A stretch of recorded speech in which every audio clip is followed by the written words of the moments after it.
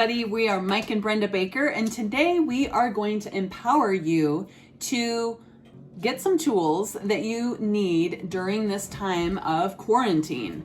And so we're here with you today. We have a couple of tips that we want to share with you. And so here we go. So everybody is obviously, well, not everybody, but a lot of people are stuck at home because of this whole coronavirus deal.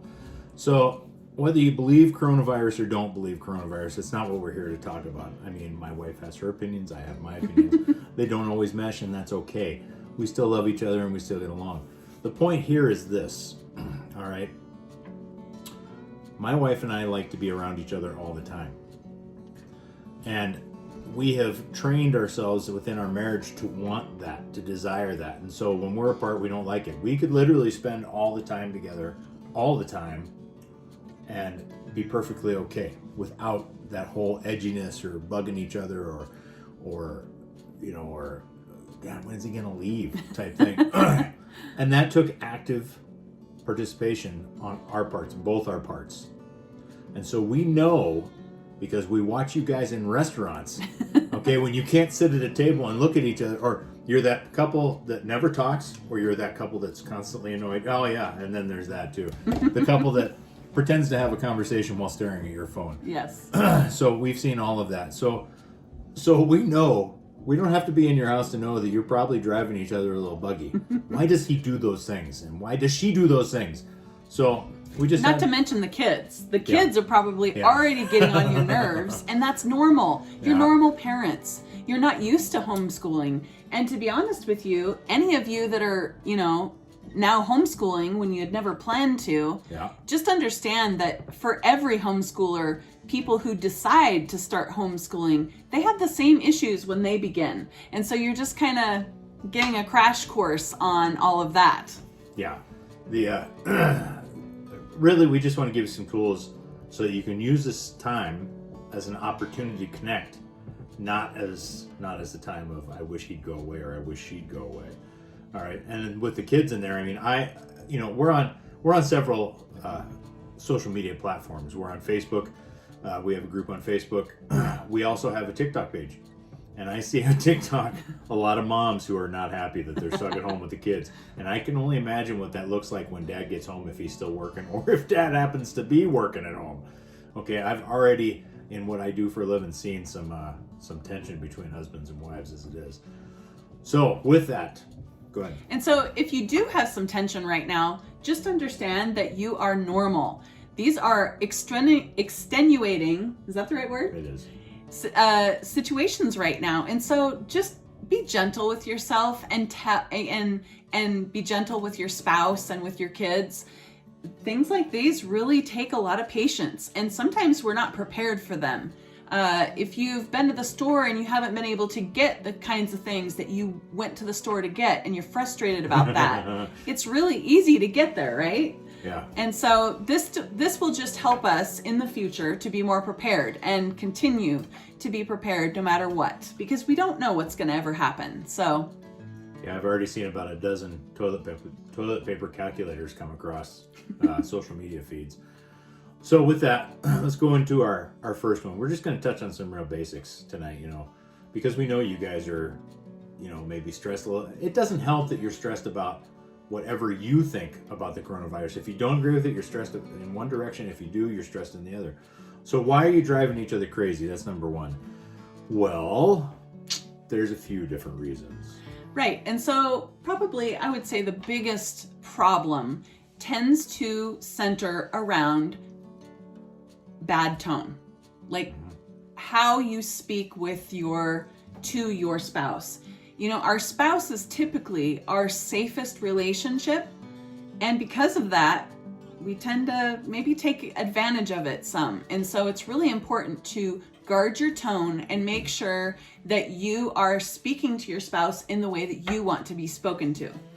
Yeah, we've obviously, well, you could read it now. We have a book that we suggest, The 5 Love Languages, and it actually kind of tells you exactly how you guys can communicate a little bit more with each other. But since we don't have that book here, let's just be perfectly candid. Dudes, you cannot talk to your wife like she's a dude. No. Need I say why? Okay. And ladies, you can't you can't talk to your husband like he's your girlfriend BFF. He's your male best friend, okay? And that takes a very different set of skills. Right, and you are going to have to remind him from time to time what you needed him to do / wanted him to do, right? It's just, it is what it is. And the more that you can understand that nagging is different from asking, and how the tone is different and how you ask is a little different, the better you are when it comes to getting your husband to do that long overdue thing that you wanted him to do. Honeydew. Yeah, tone is tremendous, because there are times when Brenda will say something to me and she's not meaning to be mean, but if the tone comes across, I trigger right now. And it's not like I trigger every day, all day, but your tone communicates more than what your words do typically. So the difference between nagging and asking, for instance, would be, nagging is, are you ever going to get to what I asked you to do? Okay, that's tone. And your tone has already communicated that you care less about what he's doing and more about what you want done. Right. And in the back of his mind, he's like, no, and I'm not going to. All right. When asking is simply, you've let it go for a little bit, and you say, ask him, is there something I can do to help you so that you can get to that? Or did you have a timeline maybe that you were thinking about getting it done? At which point he may ask you, well, when did you need it done? Because a lot of times, ladies, those are details that men need, and you don't always, you say, hey, can you take care of this for me? He'll be, yeah. He thinks that's in the next 2 weeks. You meant the next 2 days, but you didn't communicate that. Right. Yeah, and so ladies, when you're talking to your man, it's really, really important to make sure that, well, time limit, you set some sort of a time limit. Ask him, hey, hun, would you mind if you would do, or can you do this by Friday? Yeah. And it really helps them to kind of sense the urgency that you have in your mind. And ladies, sometimes we don't communicate very well about what the timeline is in our minds. We just want them to do it, right?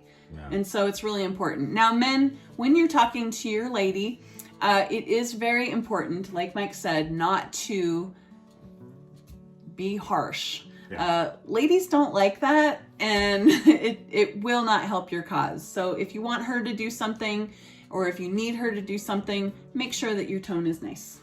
And keep in mind too, guys, gals don't usually know how long it takes you to do things. Yeah. Okay. So I know there's many times where, my wife will be like, can you do this, this, and this? And I'll be like, no, I can't get all that done. And she's like, well, it's only this. And so I have to go, okay, look, this is going to take this, this, and this. And then this is going to take that, because she didn't understand that this was a tremendously bigger project than she initially thought it was. So once again, tone. You can communicate it without being a jerk. Yeah. And so if Mike was to say that to me like he just did, I might get upset depending on how things are going. Yeah, exactly. So typically when Mike asks me, he's kind about it. Yeah. Hey, I can't do that because I have all these things. So with that, some of you people stare at each other and you don't know what to talk about. You guys got married, you figured out what to talk about then. All right. Now you're remarried too, which means you already know how this works. You have less of an excuse. Okay. Why don't you, and don't do this. Okay. Atypical. Well, what do you want to talk about? Yeah. I don't know. What do you want to talk about? I don't know. Okay. Actually write it down. I'll tell you what, there's this cool thing. It's called Google. And Google doesn't get the coronavirus. Okay. So why don't you pull up Google and actually type in discussion topics. Yeah. Or things husbands and wives talk about, or things married couples talk about, and there are literally thousands of topics, and you guys could talk about some pretty cool things if you just needed something to do. The other idea is go to Pinterest and just search on Pinterest. There's tons and tons and tons of great ideas for conversation starters. It might seem really silly, but frankly, we all get busy, and if you have not been connecting with your spouse the way that we always suggest, then it's time to get creative. And if you don't have any creativity, and since a lot of people are out of work right now and can't work for the next couple weeks, you don't have as much that you're doing during the day. Maybe you're trying to work from home and things like that, but you're not going anywhere, you're not seeing anyone except for your family. And so it does tend to be a little bit more difficult when you have to stay home. And most people have not ever been through this before. And so it's an all new topic. So that is a great suggestion that I would say. And if you're working from home, try to take just a couple of minutes to stop what you're doing and actually go see your spouse, because it's a very unique situation. Yes, you've got things to do. That doesn't change. But now you have things to do, and you have an opportunity to include your family here and there. So yes, you may need some quiet time to get some things done on the computer. Stop once every couple hours. Take 15 minutes to go visit with your family. Go back to what you were doing. They'll really appreciate that. It'll go a long way. So the third thing on why are you driving each other crazy is healthy boundaries. So healthy boundaries are something that more often than not, we find people don't realize that they don't have healthy boundaries. Yeah. And what we mean by healthy boundaries is when something first comes up that doesn't sit with you right or something like that, it's time right then to talk about that thing with your spouse and figure out a way to, kind of tell them, hey, that's not really something I like. In the future, if you would do this, I'd really appreciate it. Or if in the future you would say this, I'd appreciate it. Healthy boundaries are never done well when you're already upset. And so, like I said before, make sure that those come out sooner rather than later, because then all the emotion and all the frustration will not come up when you're trying to tell your spouse or your kids what you'd like them to do. See, something to keep in mind is a boundary is something people can see, okay? A line is something you draw immediately that people don't see till they're standing on the wrong side. Yeah. So when you get upset, you're drawing a line, you're not setting a boundary. So, just be respectful, watch your tone, and just discuss those boundaries that you need to, especially since you're in tight quarters now and you may not be used to that situation. I know that one of the things that people in our local town are going to try to do is put back up their Christmas lights so that families can go out and look at Christmas lights again, which is really cool during Christmas, but maybe not as cool right now, but it is a fun family activity. And so definitely look for, and I know this has nothing to do with boundaries, but definitely look for things that you can drive and go do it, maybe once a week if you have the gas money that you can go out and about. So just wanted to mention that right quick. Just remember, in a lot of states, nature has not been closed. Yeah. Okay. And unless you're in Hawaii. And you guys can still go do things. Okay. Go fish, go build a fire, go do something. All right. Mm-hmm. So. Yeah. So our second biggest points: are you working together or are you more like business partners? Now this kind of segues a little bit from why you're driving each other crazy. If you're working together, you're not going to typically tend to drive each other crazy. If you act more like business partners, you're going to have some problems. Yeah, you're going to wonder why the other person's vested interest isn't the same as yours. Mm-hmm. Okay. One thing I would like to say, though, on this business partner, if you are the type of guy, and this is typically guys, not always, but typically guys, if you have taken this opportunity to sit your butt down and play video games, because I'm a gamer, okay, and have been for many years, stop. All right? You figured out how to play video games while you were actively at work. It's not going to kill you to give your spouse that time now. Exactly. And ladies, let's be honest, 9 times out of 10, the children are the center and the focus of the family. And we tell our clients all the time, the children cannot be the center relationship in the household. If they are, it will break. It will not be good for your marriage. And if nothing else, and if you actually are able to stay together somehow until they are moved out, you will no longer have anything to talk to your spouse about. And therefore, that is why we see all the time marriages break up after 20, 25, 30 years of marriage. Don't do that. Make sure that your relationship as a couple is the priority relationship in the household. I'm not saying that your children don't need attention and love and all of that. I'm saying they need to come second. Yeah, child-centered parenting is nothing but destructive and eventual destruction, okay? This is probably one of the most common problems that we see in marriages, remarriages especially today. Yes. Is the fact, because now you get stepkids in a lot of cases. Now, it may be what killed your last marriage, to be perfectly honest. And guys can be just as guilty of this as the women. However, it does, a lot of times it is women because, you know, it's mom. I mean, come on. So there's no nice way to say it. There's no good way to say it. If you are the spouse and you feel secondary to your kids in the relationship, you need to say something. Not rude. You don't need to say, what is your problem? You need to say, we need to talk. Yeah. And you need to say straight up, I feel like a second-class citizen in this house. I feel like the kids come first. And if a lot of times they'll say, well, of course the kids need this and the kids need this and the kids need... No. The kids need to see a marriage that works. They need to see husband and wife before they see mom and dad. That's the only way that the relationships will work. You are training the sons and the daughters that you have in the household, whether they're stepsons or stepdaughters or not. You are training them what a marriage should look like.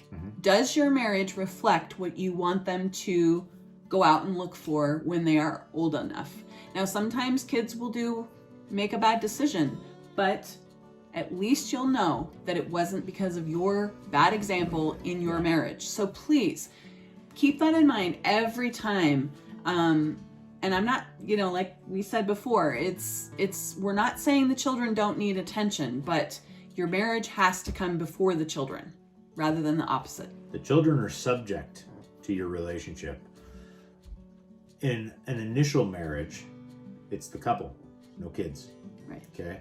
At the end, it's the couple, no kids. Just because you're remarried doesn't change that dynamic. Now, we're a remarried couple, and so we, as a couple, have only now gotten our time. I mean, we married our last kid off a couple months ago, and now we have our time, the time that we didn't get on the front end.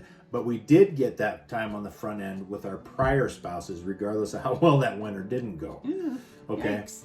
So that's just the regular order of things. That is how things go. You've got to be willing to put that relationship first and foremost. And those kids need to see you do it. When kids start asking questions about, are you guys going to divorce? Okay, that's a pretty good indicator that the relationship is not balanced. Right. And actually, the stronger your marriage is, the more security and confidence you are actually giving each one of your children. And it doesn't seem to matter if they're stepchildren or not. So it's really, really important. The stepkids may become angry because it seems like you're hogging their parent. Yeah. However, keep in mind the gift you're shooting for their 20s and 30s. You're not shooting for their tweens and their teens, okay? You're trying to teach them a very valuable lesson. Stick with it. They will move past it, and one day they will appreciate how strong that relationship is. Exactly. So, the next one on are you working together or are you more like business partners? Honeydews. Okay, now a lot of dudes are probably, quite honestly, trying to take care of projects that they have wanted to take care of. Here's what I'll tell you, ladies. The key to having a guy be able to take care of the projects you want done, let him work on a couple of his first. But also remember, you guys are not home strictly for honeydews. Exactly. So if you can balance the honeydews with fun things as a couple and as a family, you're going to find that those honeydews are going to get done a lot faster. Especially if there's some fun things just couples do involved as well. Yeah. If you know what I mean. You can work on that primary relationship stuff Yeah. without kids. Exactly. So, I mean, there's So once again, okay, nothing wrong with projects, nothing wrong with honeydews. Do not spend this entire opportunity just trying to catch that list up, because you know what the interesting thing is when that list is done? There's more stuff to do, and the quarantine doesn't care if you have more stuff to do, but you should care what you're getting done in this unique opportunity you have. Remember, this isn't all sucky. Yeah, there are bills to pay, there's money that's not being made, and there's a relationship right in front of you that has an opportunity to get 100% of your attention, and don't tell me that's not worth it. Yeah, and the more that you focus this time on all of the blessings that come from it and that you're seeing, the better this quarantine time will go. Yeah. So, I mean, it's a good thing. It is a good thing that people have to kind of get back to their roots on this deal. Mm-hmm. All right. Now, not everybody is quarantined, I guess you could say. Not everybody is stuck in the house. My job is one of those jobs where I still have to be out. And so things really haven't changed much for us, but I can tell you that going into houses and going to work, I can see the stresses. I can hear it in people's voices. The conversations are different now, and I'm telling you, I'm watching it happen. This is an opportunity. Mm-hmm. Take this opportunity to play to your strengths and start to shore up some of those weaknesses or weak points in your marriage, so that it can be working together, and so that if you guys ever did start a business, you'd be the most awesome business partners ever. Exactly. And so our hope for you is that you, like Mike said, you take this opportunity, you see the blessings, and you really come out of it with a new sense of how life should actually work. We as Americans have really gotten away from our roots, and in a lot of different ways, but especially in the family situation. And so our prayer and our hope for you is that you become an even stronger couple and stronger family throughout all of this craziness that's going on right now. Yeah. If we can help or encourage you in any way, please reach out to us. Brenda K. Baker on Facebook, and or Mom's Mixed Family Blender. We're also both on Instagram, Twitter, and like Mike said, we're on TikTok. It's the Remarriage Academy on TikTok. You can also find, what's the YouTube page? YouTube is Mom's Mixed Family Blender. Which you may be watching that here already. Exactly, yeah. And there are lots of different links down below of other videos that we have done. And so go ahead, binge watch those, because we really hope that this time will help to bind you together even further. Well, that's all for now, and we thank you so very much for being with us today. We hope that this helped you. If you can see someone in your neighborhood or a friend or a family member that needs this video, go ahead and share it. We'd love it if you'd subscribe, and leave us a comment if you have any comments or questions. We'd love to hear those too. We'll talk to you again soon. Bye.